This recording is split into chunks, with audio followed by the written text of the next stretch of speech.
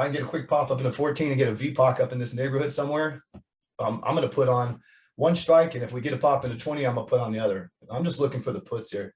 We're testing the breakdown. And then, I'm looking for 33 down in this neighborhood, 33.80 targets down into 33.40.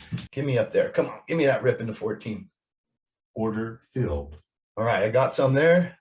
I've got a sell order setting out to pay myself here. If we get around 93, it's getting close to, it's my profit taking order on one of them right now. We're getting close to it.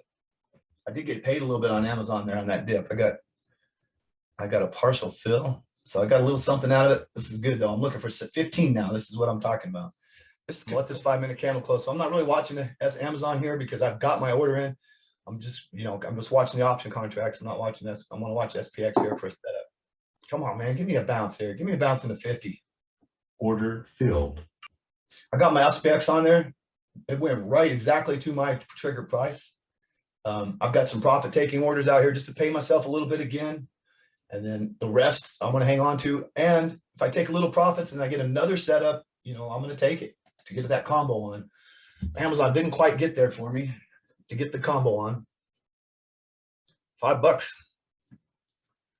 $5 on these babies. Let's go. Let's go, SPX. $6.